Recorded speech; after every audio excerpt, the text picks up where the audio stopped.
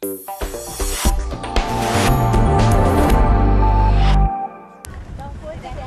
the Pham family, the sight of the Hamburg docks is one they'll always enjoy. It's a pleasure cruise in the true meaning of the word. The two daughters have brought along their partners. But for Pham Phan Hoa and his wife Tran Thi Nha, water can also have ominous associations. Memories of their escape still haunt them some 30 years later.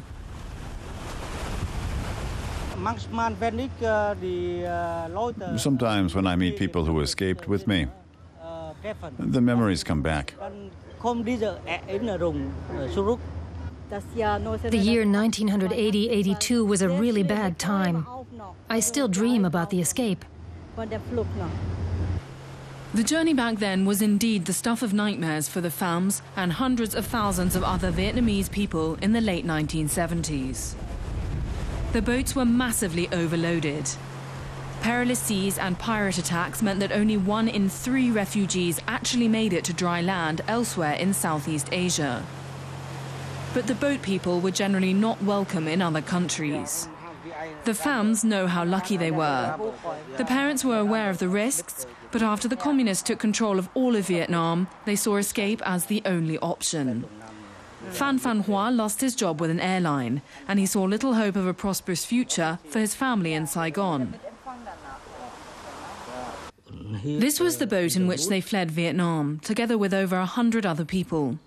Phan Phan Hoa and his wife spent a year planning their escape. That's me. I didn't want my children growing up under such conditions. The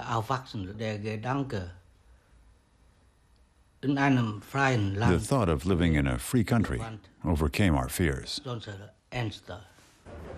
On the third day, they were attacked by pirates who held knives at the men's throats. Luckily, a helicopter appeared and drove the pirates away. It was escorting the Cap An Amour, the German freighter that would subsequently take the refugees to safety.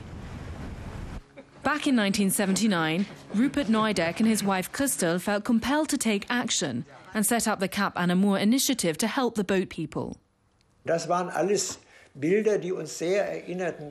Seeing the pictures reminded us of our childhood and growing up after the Second World War. We knew it was time to do something. We weren't aware of the scale back then. We planned for 3 months, hired the ship, and found donors.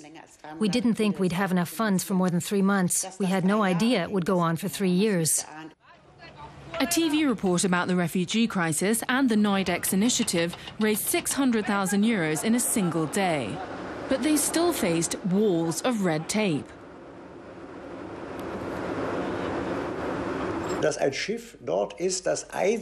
ship would be there purely for the purpose of looking for Vietnamese boat people in the enormous South China Sea and then taking them to Germany. For bureaucrats, it was as if we'd spawned the devil. But our task was made easier by having this massive support from millions of people in West Germany who were desperate to help us and made the undertaking possible. Thanks to further donations, the Cap An Amour pulled more than 10,000 people out of the sea. Most of them were first taken to Singapore. But the Neudecks wanted to ensure they got to Germany, despite political opposition. In Germany, they tend to solve problems by introducing quotas.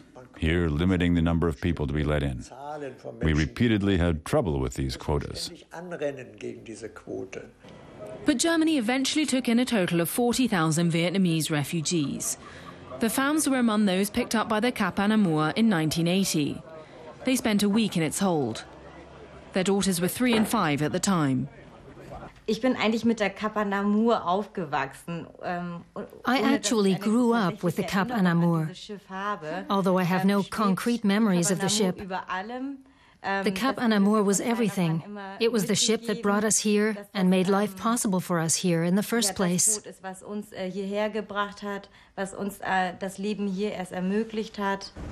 Her parents both work, and she and her sister have since graduated from university.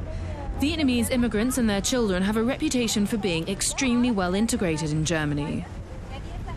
And Pham Van Hoa has joined forces with other former refugees to have a memorial put up at the Cap An-Amour's berth in the Hamburg docks, to coincide with the 30th anniversary of the humanitarian initiative named after that ship.